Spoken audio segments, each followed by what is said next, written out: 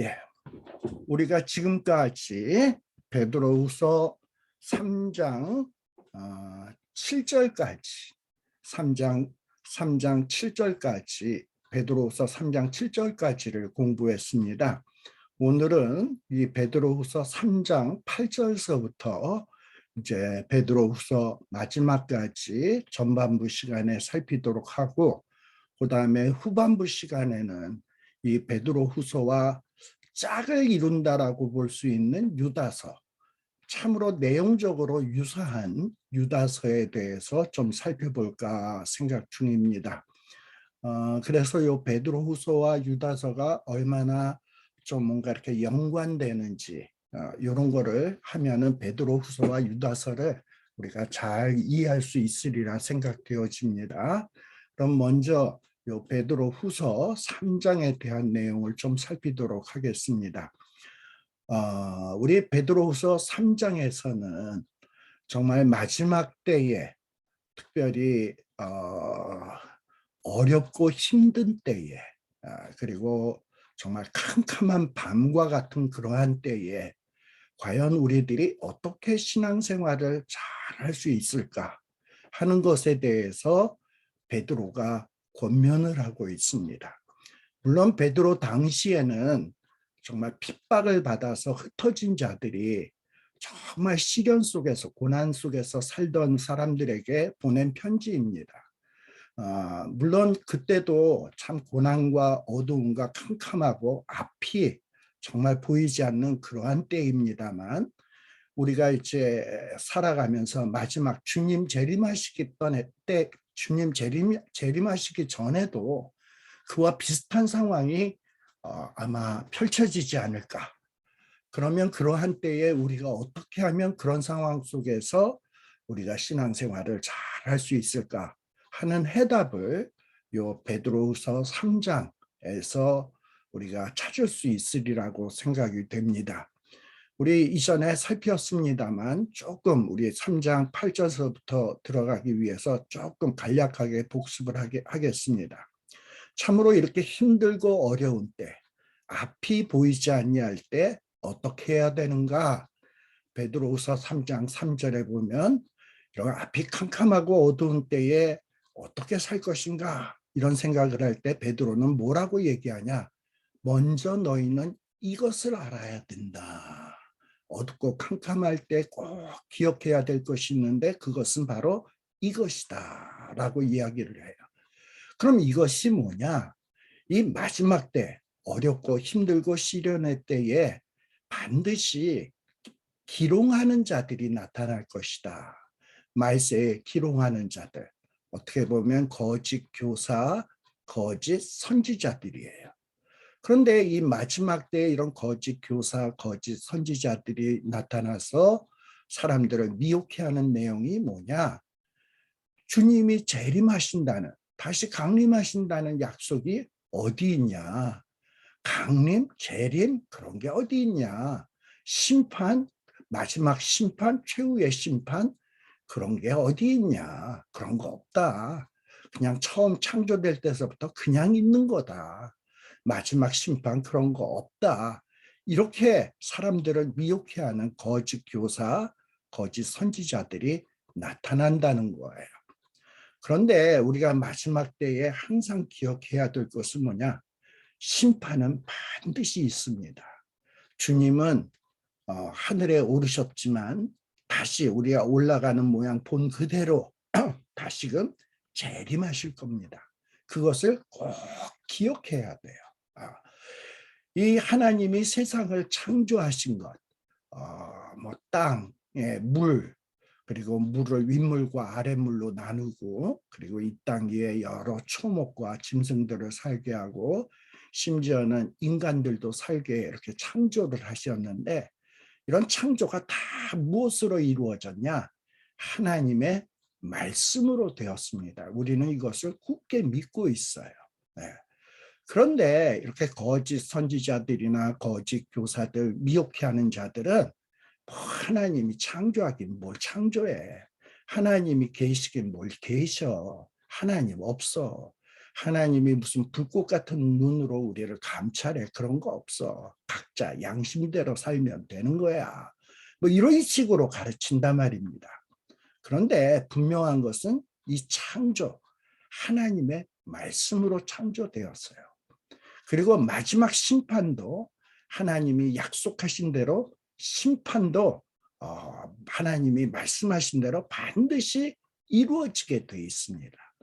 근데 이런 사실을 거짓 교사, 또 거짓 교사에 미혹된 자들, 특별히 어리석은 자들, 악한 자들은 이런 하나님의 약속을 부정하고 부인을 합니다.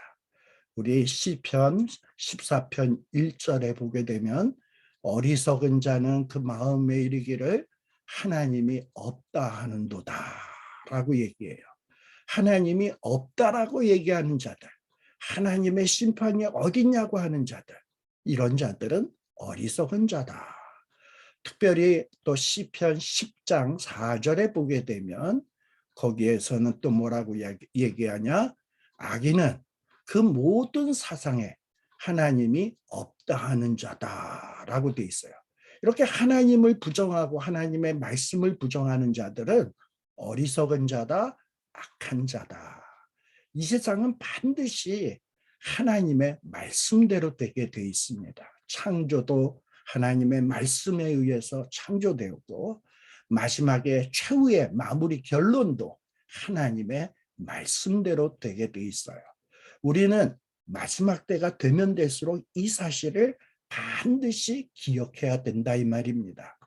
하나님이 뭐라고 말씀하셨습니까? 신약 성경 히브리서 9장 27절에 보면 한 번 죽는 것은 사람에게 정하신 일이고 그 후에는 심판이 있다.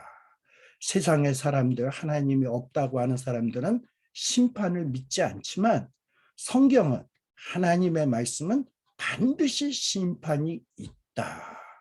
또 요한복음 12장 48절에도 보면 내 말을 저버리고 내 말을 받지 아니하는 자를 심판할 이가 있다. 즉 하나님의 말씀을 저버리고 하나님의 말씀을 받지 아니하고 무시하고 부정하는 자들은 하나님이 반드시 심판한다라는 거예요. 곧 나의 한 그 말이 마지막 날에 이렇게 하나님을 부정하는 자들, 하나님의 말씀을 부정하는 자들을 심판하리라. 요한복음 12장 48절에 예수님이 말씀하셨어요. 또 유다서 1장 11절에도 보면 주께 거스려 한 모든 강팍한 말을 인하여 저희를 정죄하려 하심이라 하였느니라 라고 돼 있어요. 또 앞에는 무사람을 심판한다 라고 돼 있어요. 특별히 무사람 중에서 어떤 사람을 심판하냐? 주께 대항해서 주께 거스려서 한 모든 강팍한 말. 우리 아까 어리석은 자는 하나님이 없다 한다 그랬죠. 악한 자는 그 사상에 하나님이 없다 한다 그랬죠. 그런 자들을 하나님이 반드시 심판하고 그런 자들을 정죄하신다라는 거예요. 또 계시록에도 뭐라고 돼 있냐? 계시록에 보면 요한이 밤모섬에서 정말 하나님의 영적인 눈을 뜨게 해서 앞으로 될 일들을 바라보죠. 근데 바라보니까 어떤 것을 보게 되냐? 죽은 자들이 물온대손하고 그 보좌 앞에 섰는데 책들이 펴 있고 또 다른 책이 펴졌으니 곧 생명책이라. 그리고 죽은 자들이 자기 행위를 따라 책들에 기록된 대로 심판을 받는다. 천국에 가면 뭐 생명책도 있고 또 생명책 말고 어떤 다른 책도 있는 것 같은데 아마 사람들의 행위를 기록한 책들이 있죠. 그래서 여기에 보면 자기의 행위를 따라 책들이라고 돼 있어요. 그러니까 아마 여러 책들이 있는 것 같아.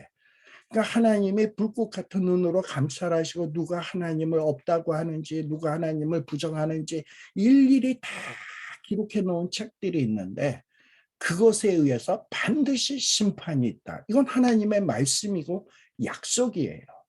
그러니까 마지막 때에도 이 약속대로 이루어질 수밖에 없습니다.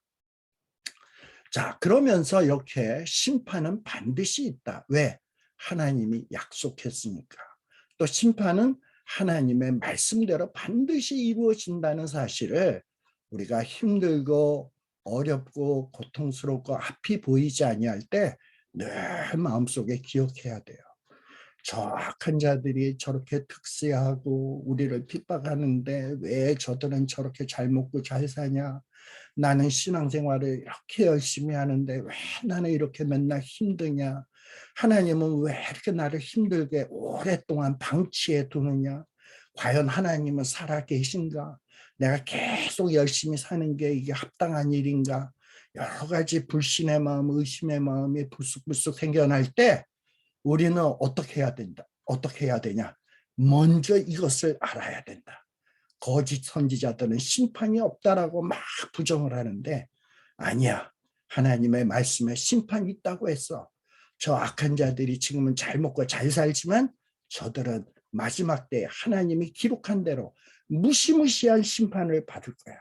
그리고 나는 지금 힘들고 어렵지만 하나님이 나를 구원하시고 나를 위로하시고 나를 영광의 그 주님과 함께 영광의 자리에 분명히 끌어올려 주실 것이야 라는 믿음을 확고하게 가지면 아무리 힘들고 어려워도 모든 것을 이겨낼 수 있습니다. 그 대표적인 인물이 누구입니까? 사도 바울 아닙니까? 사도 바울이 이런 고백을 했지요. 현재 나의 당하는 고난은 장차올 영광과 좋게 비교할 수 없도다. 사도 바울은 먼저 이것을 확실히 알았어요. 지금은 내가 현재 고난을 받지만 마지막에 심판주가 오시게 되면 나는 엄청난 그 영광을 정말 영광의 축복을 받게 될 거다. 이 장차올 영광은 지금 내가 너무나도 힘든 고통을 당하지만 이 고통은 장차올 영광에 비교하면 이건 아무것도 아니다. 그래서 이런 믿음이 확고했기 때문에 비록 사도 바울은 힘들고 고통스럽고 고난받는 길이지만 끝까지 달려갔기를 다 달렸던 거예요. 그래서 마지막에 사도 바울이 순교하기 직전에는 내가 달려갈 길을 마치고 믿음을 지켰으니 이제 후로는 나에게 영광의 면류관이 기다리고 있다라고 승리의 고백을 하고 있지 않습니까? 이렇게 심판에 대한 마지막 종말에 대한 확고한 믿음이 있으면 우리도 달려갈 길을 정말 잘 달릴 수 있고 그 달려감을 승리로 마무리할 수 있다는 것을 반드시 기억해야 합니다. 그리고 베드로후서 3장 6절에서는 우리 베드로는 정말 하나님의 심판이 있다라는 것을 과거에 일어났던 역사를 통해서 앞으로 과거에도 하나님의 심판이 있다라고 말씀했는데 봐라 심판이 있지 않았냐 이런 식으로 하나님이 앞으로도 심판이 있다고 했으면 그 심판은 반드시 이루어진다라는 것을 주장하기 위해서 몇 가지 예를 들고 있습니다. 그 첫 번째 예가 뭐냐 바로 노아 시대 때 있었던 홍수 사건이에요. 창세기 6장 5절 6절에 보게 되면 하나님이 세상을 보니까 사람들이 하나님을 의식하지 않냐고 그저 먹고 마시고 시집가고 장가가면서 그리고 자식 새끼 낳으면서 막 그렇게 살면서도 하나님을 없다고 생각하고 마음대로 사는 거야. 진짜 자기 소견에 오른 대로 사는 거야. 롯의 때도 사람들이 어떠냐? 사고 팔고 집 짓고 이러면서 하나님은 전혀 생각지 않으면서 그저 쾌락을 위해서 사는 거예요. 자, 그런데 하나님은 그러한 것을 보시고 이렇게 노아 시대 때 사람들이 하나님을 의식하지 않냐고 방종한 삶을 사는 것을 보시고 어떻게 하셨냐? 사람 지으셨음을 한탄하사 마음에 근심하시고 노아에게 계시하셨죠. 뭐라고 얘기하냐? 내가 창조한 사람을 내가 지면에서 쓸어버릴 거다. 뻥이 아니었죠. 쓸어버리겠다라고 약속했어요. 그리고 심지어 사람만 쓸어버리는 것이 아니라 사람으로부터 육축과 기는 것과 공중의 새까지 내가 다 쓸어버리겠다라고 말씀했어요. 그랬는데 말 그대로 어떻게 되었습니까? 베드로서 3장 6절에 보니까 세상은 물이 넘침으로 멸망했다. 지금 베드로가 뭐라고 얘기하는 겁니까? 노아의 때에도 하나님께서 노아에게 심판을 계시했는데 그 심판이 어떻게 됐냐? 실제로 발생하지 않았냐? 세상에 물이 넘침으로 호흡이 있는 것들은 다 멸망하지 않았냐? 그러니 앞으로의 심판도 하나님이 분명히 심판이 있다 그랬잖아요. 우리 앞에 그 후에는 히브리서 9장 27절에 보면 한 번 죽는 것 사람에게 정하신 일이요 그 후에 심판이 있다라고 약속했으면 이 약속대로 이루어진다. 그리고 하나님의 말씀을 저버리고 하나님의 말씀을 받지 않은 자들을 심판한다 그랬는데 반드시 그 심판 이루어진다. 바로 노아의 때도 그렇게 되지 않았냐. 또 노아의 때만 그러냐? 롯의 때도 그러지 않았냐. 창세기 19장 14절에 보면 롯의 때에 어떤 일이 벌어졌습니까? 이 롯이 아마도 이제 천사들을 통해서 계시를 받았죠. 그래서 롯이 나가서 자기의 딸과 그리고 정원한 딸과 그 정원한 사위들에게 가가지고 야, 하나님이 이 소돔과 고모라를 심판하신단다. 멸하신단다.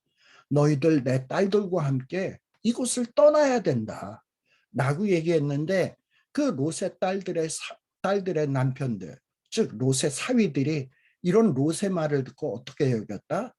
아유, 무슨 하나님이 그런 말씀을 했어요. 웃기지 마세요. 하고 그 사위들이 이 롯이 전해주는 이 하나님의 말씀을 농담으로 여겼다라고 얘기하고 있습니다. 무슨 얘기입니까? 이 롯의 사위들은 심판에 대한 하나님의 계시의 말씀들을 부인하고 부정하고 그리고 조롱했다 이 말이에요. 이렇게 하나님의 말씀을 조롱하는 자들에게는 하나님이 어떻게 한다? 여기 요한복음 12장 48절에 보면 내 나를 저버리고 내 말을 받지 아니하는 자는 심판받는다 그랬는데 결국 어떻게 되었습니까? 롯의 사위들은 소돔과 고모라가 멸망할 때에 그들은 아마 바베큐가 되었을 것입니다. 이렇게 베드로는 과거에 일어난 사건을 통해서 하나님이 심판 예언했는데 노아의 홍수 일어났잖아. 하나님이 소돔과 고모라 멸망시킨다고 했는데 그대로 이루어졌잖아. 그렇다면 이제 앞으로도 하나님이 심판이 있을 것이라고 얘기했는데 그 심판도 이루어진다라는 거예요. 그래서 마지막 때에 너희는 이 사실을 잊지 말라는 겁니다. 근데 이 마지막 날의 심판이 무엇이냐? 베드로후서 3장 7절에 보면 노아의 때는 물로서 심판했지만 또 롯의 때는 하늘에서 유황불이 떨어져서 이 세상을 심판했지만 소돔과 고모라를 심판했지만 그렇다고 유황불이 떨어져서 소돔과 고모라를 심판했지만 땅과 하늘이 없어진 건 아니었잖아요. 소돔과 고모라만 초토화가 됐지. 근데 마지막에 있을 심판은 어떠하냐? 그때는 하늘과 땅이 불살라지게 된다. 불살라지게 되고 하늘과 땅은 없어지게 될 것이고 모든 것이 불살라지게 되면 새 하늘과 새 땅이 열려지게 될 거다. 그러면 왜 하나님은 현재 있는 하늘과 땅을 완전히 이렇게 불사르냐? 경건치 아니한 사람들의 심판과 멸망날까지 보존하여 두신 것이다. 경건이라는 말에 대해서 설명했죠. 경건은 하나님을 기쁘시게 하려고 하는 행동, 태도, 생각, 이것이 경건이에요. 근데 세상의 사람들은 하나님을 인정하지 않고 하나님의 존재를 부정하고 하나님의 말씀을 부정하니까 하나님을 기쁘시게 할 리가 없죠. 근데 이런 자들의 마지막은 뭐냐? 심판, 멸망이라 이 말입니다. 근데 이렇게 하나님의 때가 되게 되면 이렇게 하나님을 기쁘시게 하지 않았던 사람들이 이런 무서운 심판을 받게 된다는 겁니다. 그때가 언제인지는 모르죠. 아마 베드로가 이 말씀을 증거할 때 그 당시에 어렵고 힘들었던 사람은 야, 그날이 좀 빨리 왔으면 좋겠다. 어서 좋게 빨리 와서 우리를 핍박하는 저 로마 사람들, 또 우리를 핍박하는 저 유대인들, 또 우리를 핍박하는 여러 가지 못된 사람들을 하나님이 싹 쓸어버렸으면 좋겠다. 이런 생각을 갖고 있는데 한 달이 지나도 1년이 지나도 10년이 지나도 50년이 지나도 아버지가 죽고 그다음에 손주가 태어났는데도 여전히 고통 속에서 이러고 살다가 보면 처음에는 주님이 심판하신대 이런 믿음이 확고했는데 세월이 지나면 지날수록 그 믿음이 흔들리지 않겠습니까? 하나님이 약속하긴 했는데 지금까지 안 이루어지는 거 보면 이거 하나님의 약속은 뻥인가 보다. 이거 믿고 살았던 내가 바보지. 하나님을 믿느니 이제 내 힘으로 스스로 살아야 되겠다. 이런 생각이 들지 않겠습니까? 그래서 이제 나오는 성경 말씀이 뭐냐? 우리가 잘 알고 있는 베드로후서 3장 8절에서부터 나오는 내용입니다. 자, 그래서 베드로는 이렇게 의심이 들고 마음이 흔들리고 또 여러 가지 의혹이 생기는 사람들에게 이런 말씀을 하고 있어요. 우리가 잘 아는 말씀, 사랑하는 자들아 라고 얘기를 하고 있어요. 이 베드로가 사랑하는 자들아 하는 것은 제가 지난 시간에 얘기했죠. 우리 베드로 후서 3장 1절에서도 나왔던 얘기인데 베드로는 지금 힘들고 어렵게 사는 정말 가련한 이 성도들에 대해서 정말 사랑하는 마음을 갖고 있어요. 여러분, 사랑하는 자식이 아프고 고난 중에 있으면 부모의 마음이 어떻습니까? 내가 사랑하는데 뭔가를 해줘야 되겠는데 내게 능력이 좀 부족해. 내게 능력이 부족해져서 걔의 고통을 어떻게 덜어줄 수가 없어. 내가 대신이라도 아파주고 싶은데. 그럴 때 이 부모의 마음이 얼마나 그야말로 죄가 될 정도로 마음이 타들어가겠습니까? 그런데 사랑하는 마음은 사실이잖아. 사랑하는 마음은 사실이야. 그런데 해줄 수는 없어. 그러니까 어떡합니까? 자기가 알고 있는 말씀으로서 위로할 수밖에 없는 거예요. 바로 이게 베드로의 심정입니다. 고통당하는 거 뻔히 알아. 근데 저들에게 좀 뭔가 자기가 보탬이 되고 싶은데 보탬이 될 만한 게 없어. 뭐 베드로가 나가서 뭐 로마 군인들을 때려 눕히겠어요? 성도들을 핍박하는 자들을 뭐 잡아 죽이겠어요? 뭐 그들을 심판하겠어요? 베드로의 힘으로 할 수 있는 일이 아니야. 그건 오로지 누구만이 할 수 있는 일이냐? 하나님만이 할 수 있는 일이에요. 그런데 하나님께서 하나님은 어떤 분이냐?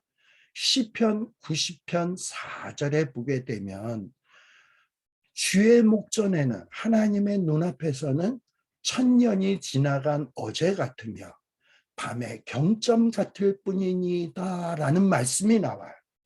그러니까 베드로가 지금 이 사랑하는 자들에게 위로하기 위해서 말씀을 전해주고 있는 겁니다. 자기 힘으로는 위로할 수 없고 자기 능력으로는 그들의 문제를 해결해 줄 수 없으니까 하나님의 말씀을 가지고 그들을 지금 위로하려고 하는 겁니다. 그렇게 해서 사용하고 있는 인용 구절이 시편 90편 4절이에요. 근데 이 시편 90편 4절의 말씀을 가지고 주께는 하루가 천년 같고 천년이 하루 같은 이 한 가지를 잊지 말아라. 앞에서는 너희들이 먼저 기억해야 될 것이 있다. 뭡니까? 심판이 있다는 것. 근데 심판이 빨리 이루어져야 되는데 안 이루어지는 거야. 그러면 또 잊지 말아야 될 것이, 먼저 알아야 될 것은 심판이 있다는 사실이고 또 잊지 말아야 될 것이 있다면 뭐냐면 이 심판이 막 더딘 것 같아. 빨리 이루어졌으면 좋겠는데 안 이루어져. 근데 그때 기억해야 될 말씀이 뭐냐? 주께는 하루가 천년 같고 천년이 하루 같다라는 이 사실을 잊지 말아라 라는 말씀을 인용해서 지금 힘들고 고통을 당하고 있는 성도들을 위로하고 있는 겁니다. 자, 그렇다면 시편 90편 4절은 앞뒤 문맥이 어떤 맥락에서 주어진 말씀인가 하는 것을 좀 우리가 살필 필요가 있습니다. 시편 90편 2절에 보면 하나님은 어떤 하나님이냐? 이 산이 생기기 전, 땅과 세계도 주께서 조성하기 전, 영원부터 영원까지 하나님이시다라는 거예요. 하나님은 이 세상이 창조되기 전에, 산과 땅이 만들어지기 전에부터 존재하셨고, 또 우리가 죽고 난 다음에도 계속 영원토록 하나님은 존재하시는 영원하신 하나님이다라고 시편 90장 2절에 이야기하고 있습니다. 이렇게 하나님은 영원한 하나님이고, 사람은 어떠냐? 시편 90장 3절에 보면 사람을 티끌로 돌아가게 하신다. 그러니까 사람은 어떤 존재냐? 티끌과 같은 존재예요. 흙에서 만들어져서 우리는 어느 시점 100년 미만인, 100년이 채 안 된 시간 속에서 태어나서 죽는 것으로 끝나는 인생입니다. 그런데 하나님은 어떤 하나님이냐? 영원하신 하나님이다. 하나님은 영원, 우리는 티끌과 같은 존재. 그래서 티끌에서부터 우리 몸이 조성이 돼서 기껏 살아봐야 100년 미만 살다가 가는 존재. 이렇게 하나님과 인간을 비교하고 있습니다. 우리 인간들이 볼 때는 1000년이라고 하는 시간이 어마어마한 시간으로, 긴 시간으로 느껴질지 모르지만 하나님에게는 어떻다? 1000년이 휙 지나간 어제와 같고 밤의 한 경점 같다. 밤하늘에 있는 별 하나가 점과 같잖아요. 그런 한 경점 같다라는 거예요. 자, 그렇다면 뭡니까? 영원하신 하나님에게 있어서는 1000년도 아무것도 아니다라는 거예요. 그리고 사람은 어떤 존재냐? 하나님은 영원하신 분인데 우리는 어떤 존재냐 하면 시편 90장 5절에 보면 아침에 돋는 풀 같다. 근데 이 아침에 돋는 풀은 어떠다? 아침에 피어서 좀 자라다가 저녁에는 뱀바되어서 말라버리는. 그러니까 이 풀은 아침에 피어났다가 저녁에는 없어지는 정말 제한된 존재다. 그러나 하나님은 어떤 분이다? 영원하신 분이다 라는 거예요. 우리가 잘 아는 파리보다도 작은 하루살이라는 게 있죠. 왜 하루살이는, 요 파리보다도 작은 쉬파리 같이 생긴 요 하루살이는 왜 이름이 하루살일까요? 얘는 하루밖에 못 살아. 그리고 죽어 없어져. 자, 이렇게 하루밖에 못 사는 하루살이가 이 하루를 살고선 내가 역사를 다 알아. 이렇게 얘기할 수 있습니까? 하루 살고 세상의 역사, 세상의 모든 섭리를 다 안다라고 얘기할 수 있나요? 이런 하루살이가 한 100년을 사는 우리가 1년이 365에다가 100년이면은 거기에다 100을 곱하면 얼마야? 365에다가 500. 36,500. 우리가 하루살이보다 100살까지 산다고 한다면 하루살이보다 36,500배를 더 살잖아. 이 36,500배를 더 산 사람이 인생에 여러 경험을 하면서 세상을 논하는 것과 하루살이가 하루 살고서 이 하루를 살고서는 세상을 논하는 것과 이게 비교가 될까요? 자, 그렇다면 겨우 36,500일을 사는 우리가 영원히 존재하시는, 영원이라는 건 언제까지가 될지도 몰라. 그렇게 존재해 오시는 이 하나님의 마음을, 하나님의 그 생각을, 하나님의 섭리를 겨우 100년 사는 인간이 하나님의 생각과 그 섭리를 알 수 있을까요? 하루살이가 이 사람의 마음을 모르듯 이 제한된 사람이 하나님의 마음과 생각과 그 섭리를 우리가 제대로 이해할 수 없습니다. 절대 없습니다. 바로 그 얘기가 뭐냐? 하나님께는 하루가 1000년 같고 1000년이 하루 같다라는 거예요. 여기 하루가 1000년 같고 1000년이 하루 같다라는 말은 주의 재림이 더디다.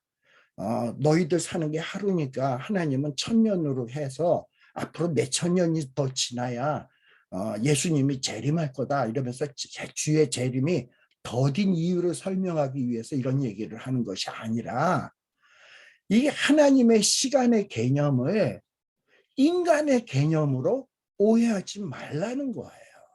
지금 우리 인간들은 내가 고통을 당하고 또 어려움을 당하면 한 달 동안 지금 고통을 당했어. 왜 안 구원해 주는 거야? 하나님은 뭐 하시는 거야? 왜 이렇게 더뎌? 이렇게 생각할지 모르지만 하나님은 다 생각이 있어서 나를 지금 시련당하게 하시고 내가 볼 때 왜 이렇게 시련의 기간이 길까? 나는 이렇게 생각하지만 하나님은 다 이유가 있어서 나를 그 시간 속에서 시련당하게 하고 있는 거예요.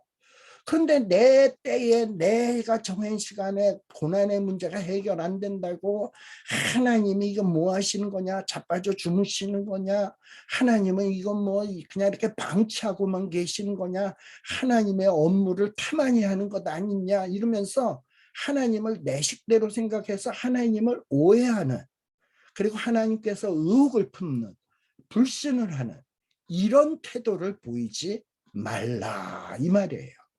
이 하나님이 설정해 주신 이 제한된 인간 시간 개념은 어떤 법칙이나 제한에 얽매이지 않는 하나님의 영원에 비추어 볼 때 정말 아무것도 아니에요. 우리의 천년, 하나님에게는 하루에 불과한 것이다 라는 거예요. 그래서 내 시간, 내 때에 맞추어서 하나님을 판단하려고 하지 말아라. 하나님의 시간은 영원한 것이고 우리가 감히 측량도 할 수 없고 감히 우리가 어떤 판단과 결론을 내릴 수 없는 무한하신 분이다. 그러니 너의 짧은 생각으로 영원한 하나님을 함부로 판단하지 말아라 라는 거예요.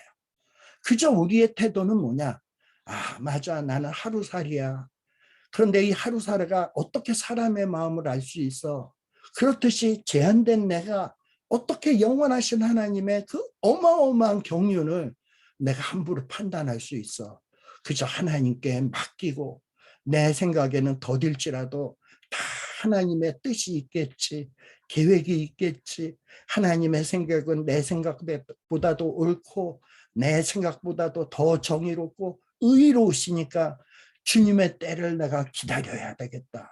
그러나 분명한 것은 하나님이 심판한다고 약속했으면 더딜지라도 그 심판은 이루어질 거야. 아멘. 주 예수님, 내 믿음이 흔들리지 않도록 나를 지켜주옵소서 하고 나아가는 것. 이것이 우리들이 품어야 돼, 잊지 말아야 될 사실이라는 겁니다. 먼저 알아야 될 것, 심판이 있다. 그리고 잊지 말아야 될 것은 더딜지라도 반드시 심판은 이루어진다. 내 생각대로 하나님의 생각을 함부로 재단하거나 판단하거나 평가하거나 비판해서는 안 된다. 주님의 때를 믿음으로 기다려야 된다. 힘들면 이것을 기다릴 수 있도록, 인내할 수 있도록 기도해야 된다. 이 사실을 잊지 말라는 거예요. 저와 여러분이 이러한 사실을 잊지 않는 자들이 되어지기를 간절히 기원합니다. 자, 그래서 여기 베드로후서 3장 9절에 뭐라고 되어 있습니까? 주의 약속은 어떤 이에 더디다고 생각하는 것 같이 더딘 것이 아니다. 오직 너희를 대하여 오래 참으사 아무도 멸망치 않고 다 회개하기에 이르기를 원하시느니라. 여러분, 하나님의 약속, 심판한다고 하는 그 약속 참 더디다고 생각될 때가 있죠. 우리가 그동안에 우리가 살아오면서 얼마나 꼴같지 않은 것 많이 봤습니까? 정말 못된 사람들이 잘 먹고 잘 살고, 그리고 나는 의롭게 살려고 경건하게 사는데 맨날 고통만 당하고, 근데 이 고통이 하루에 끝나는 것이 아니라 10년, 20년, 30년이 지나도록 끝나지 않고, 눈물로 기도하는 제목이 10년, 20년 계속 지속해 왔는데도 해결되지 않고, 뭔가 하나님의 약속이 안 이루어져. 기도하는데도 안 이루어져. 이럴 때 얼마나 갑갑합니까? 그런데 이 베드로 당시에도 이런 하나님의 심판의 약속이 즉각 이루어지는 게 아니라 막 더디게 이루어진단 말입니다. 제가 지난번에도 이야기했죠. AD 63년에 네로가 이 크리스찬들을 본격적으로 박해하기 시작했고, 이 박해에 이 핍박이 끝나게 된 게 언제다? AD 313년 콘스탄틴 대제가 로마를 기독교로 선포했을 때 비로소 어떤 이 고난의 때가 끝나는 듯 했어요. 물론 그 이후에도 여러 가지 핍박이 많죠. 그런데 아무튼 뭐 역사적으로 볼 때 한 300년 동안 이 심판의 약속이 이루어지지 않았단 말이지. 그러니 이 300년 동안 고통당하는 이 크리스천들이 얼마나 마음이 흔들렸겠습니까? 하나님의 심판의 약속 맞는 거야? 주님 재림하시기는 하는 거야? 얼마나 많이 마음이 흔들렸겠습니까? 근데 왜 하나님은 이렇게 성도들이 막 마음이 흔들리고 의혹의 마음이 생기는데도 당장 심판을 해서 성도들의 마음을 시원케 해주면 좋겠는데 왜 그러지 않으셨을까? 왜 계속 고통에다 방치해 두셨을까? 우리가 우리 옥하는 목사님 설교집 제목 중에 고통에는 뜻이 있다라는 책이 있어요. 설교집이 있어요. 이 고통에는 뜻이 있습니다. 그리고 이 고통이 당장 해결되지 않고 오랫동안 지속되는 고통이다, 고난이다. 거기에는 반드시 뜻이 있습니다. 우리 히브리서 사도행전 11장인가도 보면 거기 어떤 말씀이 나오냐면 스데반의 일로 인하여 많은 사람들이 예루살렘에 있다가 흩어지게 되었습니다. 스데반의 일이라는 게 뭡니까? 스데반이 돌에 맞아 순교하죠. 그리고 이 스데반이 죽자 사도 바울 되기 전에 사울이었죠. 이 사울이 대제사장들에게 허락을 받아가지고 본격적으로 예루살렘에 있는 성도들을 핍박하기 시작을 합니다. 그래서 이 핍박으로 인해서 예루살렘에 있었던 성도들이 멀리 흩어지게 되죠. 사마리아로, 안디오기로, 구브로로, 세계만방으로 흩어지기 시작을 했습니다. 네. 자, 여러분, 그래서 이렇게 성도들이, 크리스찬들이 흩어져서 한 일이 무엇입니까? 구브로에서도 안디옥에서도 이 흩어진 성도들이 주의 복음을 증거했습니다.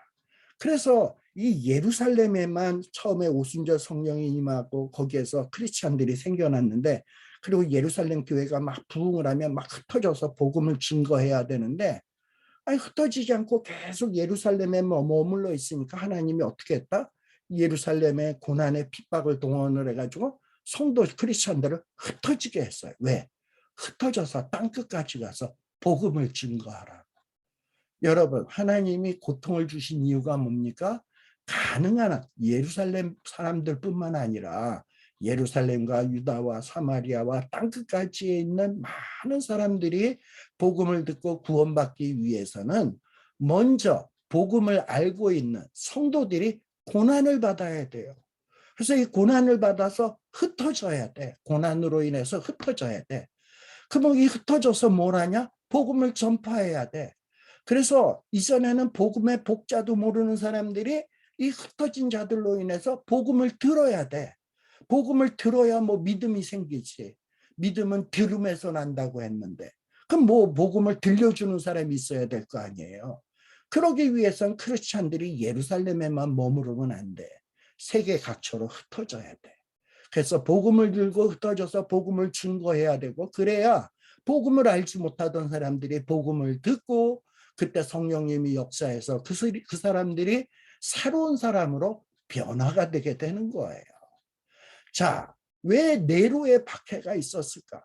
그리고 죄도 짓지 않았고 뭐 잘못도 없는 성도들이 핍박을 받아서 흩어져야 했을까? 그것은 다름 아닙니다. 물론 성도들에게는, 크리스천들에게는 안타까운 일이지만, 그들이 고난받는 것은 힘든 일이지만, 그 일을 통해서 흩어져서 그 귀한 복음이 세계 만방에 흩어져야 되는 거야. 그래야 복음을 알지 못하고 어두움과 절망 속에서 사는 사람들이 새 생명을 얻기 때문에, 이 크리스찬들의 고난을 통해서 죽어가는 생명들이 살아나기 때문에 주님은 안타깝지만 의롭고 경건한 성도들을 복음을 증거하기 위해서 흩뜨기 위해서 네로라고 하는 악인을 동원을 해가지고 이 성도들을 흩는 일에 사용을 하신 거예요. 이 한 성도들의 고난을 위해서 절망 가운데서 어두운 가운데서 미래가 없는 많은 생명들이 이 성도들의 고난을 통해서 구원받게 되는 놀라운 역사가 있었다라는 것을 잊어서는 안 되는 거예요. 자, 그런데 이렇게 복음이 전파되기 결국은 어떻게 되었습니까? 이 흩어진 자들이 로마가 무력으로 지배하고 있던 그 땅들에 막 두루 흩어져서 복음을 증거하다 보니까 이 로마가 무력으로 지배하던 그 나라가 300년쯤 지나고 나니까 로마가 기독교 국가로 선포되는 놀라운 역사가 나타나지 않았습니까?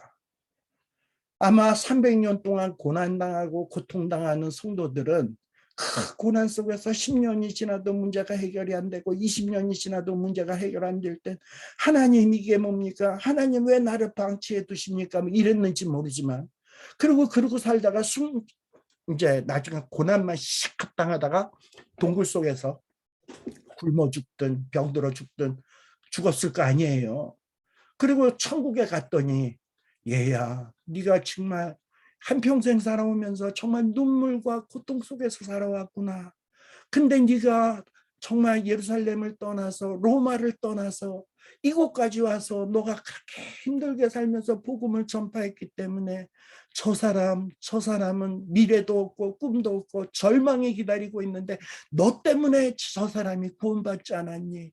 너의 그 삶, 그 고통의 삶이 힘들고 어려웠지만 그 일로 인해서 저 안타까운 많은 심령들이 구원 얻지 않았니? 정말 너는 착하고 충성된 종이구나.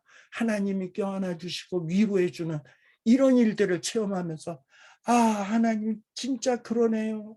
내가 비록 한평생 살면서 정말 눈물과 고통 속에 살아왔지만 그 일로 인해서 이런 놀라운 일이 일어났네요. 하나님이 이 일을 이루기 위해서 나를 그렇게 쓰셨네요. 그리고 지금은 내 눈물을 씻어주시고 나를 위로하여 주시고 나를 이렇게 영광스럽게 대접해 주시네요. 할렐루야 하면서 하나님을 찬양하지 않겠습니까? 그러고서 그곳에서 비록 힘들게 살면서 살 때는 불평하고 원망했는데 이 불평하고 원망했던 자신이 부끄러워서 하나님이 씌워주신 면류관을 벗어서 주 앞에 던지면서 잠깐만요. 아빠 강의 중. 면류관을 벗어서 하나님께 돌리면서 정말 하나님 앞에 그 오묘하신 섭리를 정말 찬양하며 영광 돌리지 않겠습니까? 바로 이런 일들이 있다는 거예요. 그러니까 내 짧은 소견으로 하나님이 계획하신 그 섭리를 함부로 재단해서는 안 된다는 거예요. 하나님께는 1000년이 하루 같고 하루가 1000년 같다. 근데 100년도 못 사는 네가 어떻게 하나님을 평가하고 그리고 비판하고 하나님을 재단할 수 있냐. 너는 이런 사실을 잊어서는 안 된다. 하나님은 너보다도 훨씬 크시고 하나님의 섭리는 너보다도 훨씬 지혜롭고 하나님이 하시는 일은 너보다도 훨씬 더 의롭다는 사실을 잊지 말아라. 그리고 하나님의 심판이 더디 이루어지고 하나님의 약속이 더디 이루어진다면 거기에는 하나님의 오묘한 섭리가 있다는 것을 믿어야 된다. 그래야 너가 이 어려운 시련의 때를 이겨낼 수 있다라고 지금 베드로가 권면하고 있는 겁니다. 마치 이것은 우리 그 구약 성경과 신약 성경 사이에 중간기라는 게 있잖아요. 중간기. 우리 말라기 구약 성경 말라기에서부터 예수님 오실 때까지가 한 300년, 400년 이렇게 기간이 있잖아요. 자, 말라기의 끝에 보면 장차 의로운 태양이 떠오를 것이다. 거기에서 빛을 발할 거다. 그러면 너희들이 외양간에서 나온 그리고 그 의로운 태양이 떠올라서 치료하는 광선을 바라리니 그때 너희들이 외양간에서 나온 송아지같이 뛰리라 라는 정말 메시아에 대한 약속이 나와요. 아, 그리고 학개서에서도 뭐라고 나오느냐. 이제 장차 이 학개 때 지어진 허름한 성전에 만국의 보배가 이를 것이다 라고 이야기할 거예요. 하늘과 땅이 진동하는 일들이 생겨날 것이다 약속했어요. 근데 학개 때 그런 약속을 했고 말라기 때에도 그런 약속을 했는데 10년이 지나도 그 일이 안 이루어져. 100년이 지나도 안 이루어져. 200년이 지나도 안 이루어져. 그러다가 한 3, 400년이 지나서야 비로소 예수님이 동정녀 마리아에게서 탄생을 하는 거예요. 아니 하나님이 장차 메시아가 올 거라고 얘기해 놓고서는 3, 400년 동안 왜 이렇게 메시아가 더디게 오시게 했냐 이 말이죠. 우리 생각에는 3, 400년이 굉장히 더디다고 생각될 것 아닙니까? 그런데 그렇지 않아요. 이 3, 400년 동안 어떤 나라들이 세계를 지배하고 있었습니까? 우리 헬라가 이 세상을 지배하고 있었죠. 그러면서 이 헬라 나라, 그리스 나라가 세상을 지배하면서 한 것이 무엇입니까? 여러 가지 언어 통일, 언어를 세계를 통일을 시켰어요. 여러분, 언어가 통일이 되어야 복음을 증거할 수 있지. 내가 복음을 증거하러 다른 나라에 갔는데 그 다른 나라의 언어를 몰라. 그 사람은 내 언어를 몰라. 어떻게 복음을 증거하겠어요? 근데 헬라 나라가 세계를 정복하고선 이 세계를 헬라어로 다 통일을 시켜버렸어.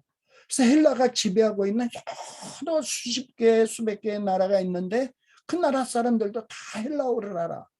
그러면 복음 들고 가서 헬라어로 복음을 증거하면 복음 증거가 얼마나 쉽겠습니까?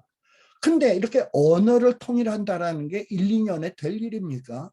최소한 100년, 200년은 있어야 되겠지. 2대, 3대는 지나가야 될 거 아니에요. 그리고 그 다음에 복음을 증거하러 가려면 뭔가 지금처럼 뭐 비행기가 있고 좋은 자동차가 있고 하면 휙휙 다니겠지만 그 당시에는 걸어서 말 타고 다녀야 되는데 길이라도 제대로 안 돼 있으면 어떻게 다니겠습니까? 그런데 이 헬라 다음에는 누가 지배했습니까? 로마가. 그래서 로마가 지배하면서 여러 군사 도로들을 딱 닦아놨어. 세계 곳곳에. 그래가지고 정말 물론 지금에 비하면 아무것도 아니지만 말만 타면 얼마든지 금방금방 세계 각처로 갈 수 있도록 로마가 길을 쫙 다 깔아놨단 말이죠. 복음을 증거하기 위해서는 그런 길이 필수 아니겠습니까? 근데 그 길을 깔려면 1, 2년에 되겠습니까? 최소한 그것도 100년, 200년은 걸려야 될 일이겠죠. 그나마 헬라 정도 되니까 1, 200년 안에 언어를 통일했고 로마쯤 되니까 한 1, 200년 안에 이 세 개의 도로를 다 깔았지. 그러니까 언어 통일하고 길을 쫙 깔으려면 아무리 빨라도 300년은 걸리는 거야. 그러니까 이거는 300년은 최소한의 시간인 거예요. 그런데 그렇게 해서 주님이 탄생을 하고 이 주님의 탄생에서부터 주님 공생애까지 주님이 하신 말씀을 통해서 복음이 이루어졌잖아요. 그리고 그 복음이 이루어진 것을 통해서 언어 통일이 되어졌으니까 복음을 증거하고 그리고 길이 쭉쭉 뚫렸으니까 그 길로 흩어진 자들이 복음을 증거하러 가고 그러니 이 3, 400년은 말라기 때 학개 때 했던 약속이 더디게 이루어진 게 아니라 최대한 빨리 이루어진 거예요.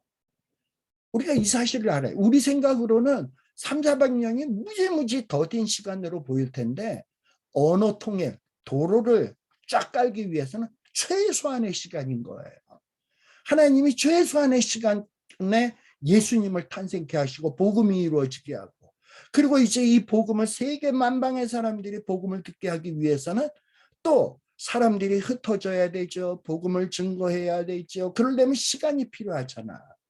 근데 지금까지 이 지구 위에는 복음을 듣지 못한 얼마나 많은 죽어가는 생명이 있는지 아십니까? 그들도 구원을 받기 위해서는 앞으로도 몇백 년이 될지 1000년이 될지 그 시간이 필요할지 몰라요. 그래서 우리 생각에는 심판이 더디고 재림이 더딘 것 같지만 아직도 구원받아야 될 많은 생명이 있음을 아시는 하나님께서는 얘들아, 쟤도 구원받아야 돼. 너가 왜 여기에만 머물러 있니? 가라. 가서 복음을 증거해라. 그들에게 사랑을 보여라. 라고 지금 시간을 주고 있는 거예요. 그리고 때로는 그러게 하기 위해서 우리에게 고난을 주시고 그 고난을 통해서 그들을 구원하라고 고난을 주고 있는 거예요. 근데 이 속 좁은 우리들이 그런 사실을 모르고 그저 내 문제 해결 안 된다고, 내가 생각한 때의 문제가 해결 안 된다고 하나님께 불평하고 이제부터 하나님 믿는 것을 고려해 봐야 되겠다고 엉뚱한 소리나 했었고, 그리고서 하나님의 마음을 안타깝게 하는 이런 어리석은 짓들을 범하고 있다 이 말입니다. 예. 그래서 사도 베드로는 이렇게 얘기합니다. 야, 너희들이 지금 고난당하는 거 내가 다 안다. 내가 어떻게 너희들에게 힘이 될 수는 없지만 너희들이 하나님께는 천년이 하루 같고 하루가 천년 같다라는 사실을 잊지 말아라. 하나님의 생각은 너희보다도 훨씬 더 크다. 하나님이 생각하는 시간은 너희가 생각하는 시간 개념하고 다르다. 너희들의 기준으로 하나님을 평가하지 마라. 나중에 하늘나라에 가면 하나님이 이렇게 오묘한 계획을 갖고 있었구나. 나의 그 고통스러운 그 고난을 통해서 이렇게 값지게 사용하려고 했구나라는 사실을 깨닫게 될 것이다. 이 사실을 잊지 말아라 라고 이야기하고 있는 거예요. 계시록 6장 10절에도 보게 되면 마지막 때에 많은 의로운 자들이 핍박당하면서 하나님 앞에 하소연을 합니다. 계시록 6장 10절에 보면 큰 소리로 불러가로되 거룩하고 참되신 대주제여, 땅에 거하는 자들을 심판하여 우리의 피를 신원하여 주지 아니하시기를 어느 때까지 하시려나이까. 이 정말 피를 흘리며 고통당하는 자들이 하나님 언제 심판이 있어서 우리의 이 원수를 갚아주실 겁니까? 어느 때까지 우리가 기다려야 됩니까? 막 이렇게 안타까움에 기도를 탄원을 하고 있어요. 그런데 계시록 6장 11절에 보면 뭐라고 얘기하냐? 각각 저희에게 흰두루마기를 주시며 가라사대 야, 잠시 동안 쉬어라. 네가 핍박당하다가 죽었니? 그래서 지금 순교해서 순교의 피를 흘리고 내 앞에 나와서 제단 앞에 나와서 이렇게 순교자의 피를 언제까지 이렇게 내버려 두실 겁니까? 언제 복수해 주실 것입니까? 이러냐? 이러지 말고 잠시 쉬어라. 저희 동무 종들과 형제들도 자기처럼 죽임을 받아 그 수가 차기까지 하라 하시더라.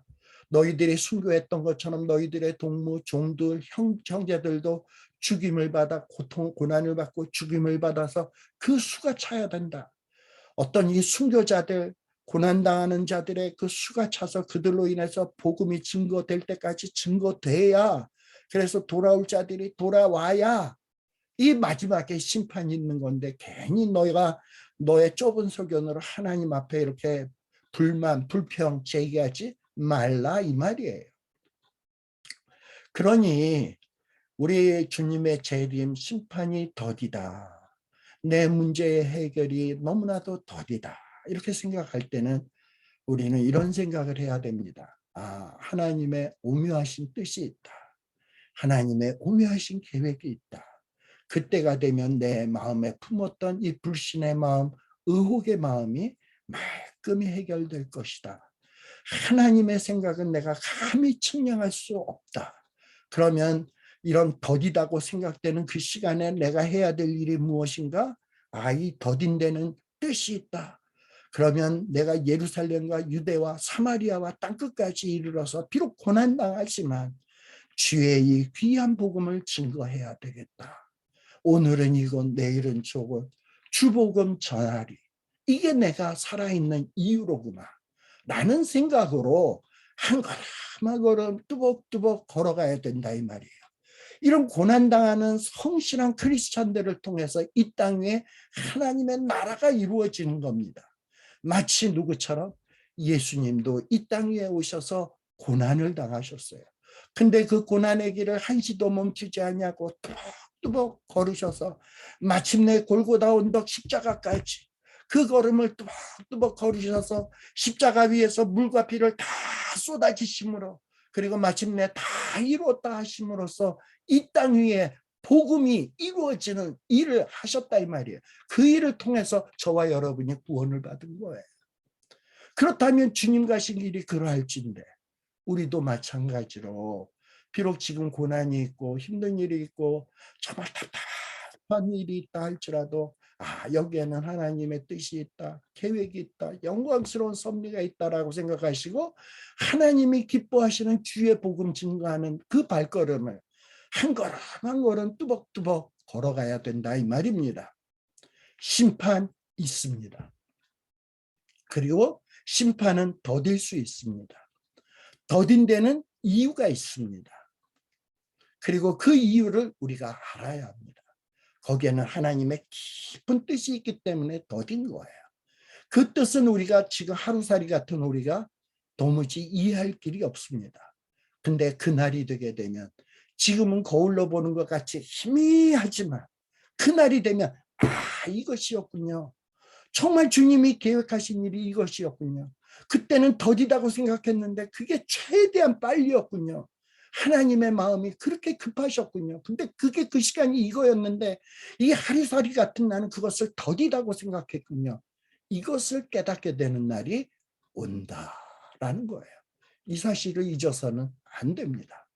자, 근데 그날이 언제인지는 모릅니다. 그것은 하나님의 계획에 있는 거예요. 그래서 베드로는 이미 예수님을 통해서 배웠던 말씀처럼 주의 날은 어떻게 온다? 예상치 못한 시각에 온다. 도적같이 온다. 예수님이 도둑놈같이 온다는 얘기가 아니에요. 도적은 언제 올지 모르듯이 주의 날, 마지막 심판의 날, 재림의 날은 언제 오를지 모르게 갑자기 예기치 못한 시각에 온다. 그러면 그날이 오게 되면 어떻게 된다? 하늘이 지금 있는 하늘을 큰 소리로 떠나가고, 이게 뭔지 난 모르겠어요.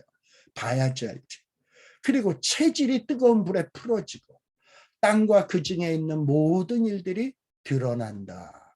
여기 땅과 그 중에 있는 모든 일이 드러난다라는 것은 발가벗겨진다는 거예요. 뭔가 산을 딱 불태우게 되면 산이 벌거숭이처럼 확 드러나게 되잖아. 바로 이렇게 불로써 땅이 완전히 그냥 다 있는 것이 다 타버리고 그냥 있는 그대로 벌거숭이처럼 드러나게 된다라는 거예요. 무시무시한 일이죠. 이런 마지막에 심판이 오게 됩니다. 근데 이때 그러면 크리스찬은 어떻게 되냐? 이런 불심판으로 멸망하냐? 아니에요. 우린 구원받아요. 네. 그런데 이 세상은 다 불살라지게 됩니다. 그리고 뭐가 이루어지냐? 새하늘과 새 땅이 이루어지게 되어 있습니다. 그러니 현재 사는 우리의 세상, 우리가 발 딛고 사는 땅, 이 하늘 참 좋고 아름다워 보이고 여러 가지 즐기고 우리가 누릴 수 있는 것들이 많은 것처럼 생각되어질지 모르지만 이것들은 다 없어질 것이야. 없어질 것. 그러나 새하늘과 새 땅은 어떠냐? 영원히 없어지지 아니할 것입니다. 없어질 거에 우리의 소망을 두어야 되겠습니까? 없어지지 아니할 것에 소망을 두어야 되겠습니까? 없어질 이 세상에 소망을 두어야 되겠습니까? 아니면 영원히 없어지지 아니할 새하늘과 새 땅에 소망을 두어야 되겠습니까? 정말 우리가 이 땅 위에서 살면서 말씀을 하면 그래, 내가 어디다 소망을 두어야 되지? 이걸 깊이 생각할 수 있어야 될 것입니다. 그러면서 이렇게 불심판이 이루어지게 되면 이 모든 것이 이렇게 풀어지리니, 이 풀어진다라는 이 말도 뭐 실타래 풀어지듯이 풀어진다라는 말이 아니라 완전히 데스트로이 된다는 거예요. 이 세상에 있는 모든 것들이 다 파괴돼서 없어져 버리게 된다라는 겁니다. 영어 성경에도 보면 그런 뜻으로 되어 있어요. 여러분들이 확인해 보세요. 이 모든 것이 이렇게 다 그냥 데스트로이 될 것이다. 이 세상의 것은. 그러니 너희들이 이 세상에 소망을 두는 사람이 되어야 되겠냐? 아니면 새하늘과 새 땅에 소망을 두는 사람이 되어야 되겠냐? 어떤 사람이 되어야 마땅하겠냐라는 거예요. 예. 답은 분명하죠. 그러니 우리들은 이제부터 어떻게 해야 되냐? 새하늘과 새 땅에 소망을 두고 새하늘과 새 땅에 합당한 사람이 되기 위해서 살아야 된다 이 말이야. 어떻게? 거룩한 행실, 경건함으로. 거룩한 행실은 뭐냐? 구별된 삶이라는 거야. 이 세상의 가치관, 이 세상의 생각과 구별된 생각, 말씀에 입각한 어떤 생각, 판단, 행실로서 살아야 되고, 경건함, 뭐라 그랬죠? 하나님을 기쁘시게 하는 행동, 삶, 태도라 그랬어요. 그런 삶으로서 어떻게 해야 되냐? 하나님의 나를 임하기를 바라고 간절히 사모하라는 거야. 비록 더딜지라도 하나님의 나를 임한다. 그러면 내 이 억울함, 내 이 원통함 다 해결된다. 그리고 내 지금의 이 고통, 힘들지만 여기에는 뜻이 있다는 것도 알게 된다. 그리고 그날이 임하기를 간절히 사모하라. 그러나 이 세상은 어떻게 된다? 하늘은 불에 타서 풀어지고 이 땅에 있는 체질들은 다 불에 녹아진다. 다 없어지고 새하늘과 새 땅이 이루어지게 된다. 이 사실을 잊지 말라는 거예요. 그러면서 뭐라고 얘기하냐? 베드로후서 3장 13절에 보게 되면 베드로는 맞다. 이 세상이 하나님이 말씀하신 대로 창조됐던 것처럼 이제 이 세상의 마지막은 하나님이 말씀하신 대로 약속대로 이 세상은 결론이 날 것이다. 그리고 그 결론은 새하늘과 새 땅이다. 그러니 나는 이 땅에 소망을 두지 말고 새하늘과 새 땅을 바라보겠다. 이게 베드로의 마음이에요. 그리고 베드로는 지금 자기의 사랑하는 성도들에게도 뭐라고 얘기하냐? 야, 우리는 이 땅에 소망을 두지 말고 새하늘과 새 땅을 바라보자. 새하늘과 새 땅을 바라보자. 이 땅은, 이 하늘은 없어질 것이다. 새하늘과 새 땅은 없어지지 않냐? 영원한 것이다. 근데 그날이 언제 올지는 모른다. 그러나 심판, 재림 반드시 있다. 그날이 더딜지 모른다. 거기에는 뜻이 있다. 그러나 재림이 반드시 있을 것이고 그날의 모든 것이 다 정말 의롭게 해결될 것이라는 것을 너희들이 잊지 말아라. 그것을 꽉 붙들어라. 그리고서 이 힘든 때에, 이 고난의 때에 승리하는, 그 믿음을 잃어버리지 않고 승리하는, 그리고 믿음을 잃어버리는 정도가 아니라 그 믿음의 인내, 덕의 경건을 이루면서 너희의 믿음을 주님 재림하시는 날까지 차곡차곡 자라가게 해라. 라고 이 베드로가 고난당하고 고통 중에 있는 성도들에게 안타까운 심정으로 이 말씀으로 위로하고 있는 겁니다. 여러분, 물론 베드로가 능력이 있어서 가난의 문제를 해결해 주고 또 식량이 없는 자들에게 식량의 문제를 해결해 주면 좋겠죠. 그러나 가난의 문제, 식량의, 이 땅의 가난의 문제, 식량의 문제는 다 일시적인 거야. 영원한 것은 뭐냐? 말씀입니다. 천지는 없어지겠으나 하나님의 말씀은 1.1핵이라도 떨어지지 아니한다 했습니다. 그것을 아는 사도 베드로는 사랑하는 자들아, 너희들 정말 내가 너희들을 일깨우려고 한다. 생각나게 하려고 한다. 기억하게 하려고 한다. 뭘? 하나님의 말씀. 세상의 것은 다 없어지겠지만, 식량도 금덩어리도 다 없어지겠지만 이 말씀은 없어지지 않아. 이 말씀으로 너희를 일깨우고 이 말씀을 기억해 하고 이 말씀을 생각나게 하고, 그리고 먼저 이것을 알지니 말씀이 약속한 대로 심판이 있고 더딜지라도 분명 심판은 이루어지고 더디면 이유가 있고, 그리고 그 이유는 하나님의 우려하신 생각이고, 이런 거 잊지 말아라. 그리고 이것은 천지는 없어져도 1.1에게라도 떨어지지 않는다. 이 말씀 붙들어라. 세상 것 들지 말고. 그러면서 이 사도 바울이 베드로 후서 3장에서 이 어려운 때에 너희들이 어찌 살 것인가 하는 것을 정말 눈물을 흘리면서 피를 토하는 심정으로, 자기의 죽음을 앞두고 자기의 죽음에 대해서 걱정하는 것이 아니라 고난 중에 있는 그 성도들의 안타까운 처지를 생각하면서 자기의 죽음을 생각지도 않냐고 그들을 생각하면서 주의 말씀을 증거하고 있는 이 베드로의 모습, 이 모습을 생각하면서 나도 베드로처럼 될 수 있을까? 내 미래, 내 어떤 앞날의 행복, 이것은 다 제쳐놓고 귀한 말씀의 형제들에게 말씀 증거하는 것을 가장 기쁨으로 여기고 여기에 헌신할 수 있는 사람으로, 그런 마음으로 되어져 있는가 생각할 때 자신이 없습니다만 그렇게 됐으면 좋겠다라는 이런 바람은 가져봅니다. 그런 어떤 말씀의 종이 될 수 있도록 여러분들이 기도해 주시고, 또 여러분들 역시 정말 말씀의 종으로서 정말 이 어려운 때에 많은 어려움과 고통에 있는 사람들을 말씀으로 위로하고 새 소망을 주고, 그리고 저 하늘을, 새 하늘과 새 땅을 바라보게 하는 이런 성도들을 많이 많이 만드시는 귀한 말씀의 종들이 되어지기를 간절히 소원합니다. 그래서 그렇게 해서 우리가 베드로 후서를 마치도록 하겠습니다. 이 다음에 이후에는 우리가 이제 유다서를 같이 공부하도록 하겠습니다. 잠시 한 5분간 쉬었다가 시작하겠습니다.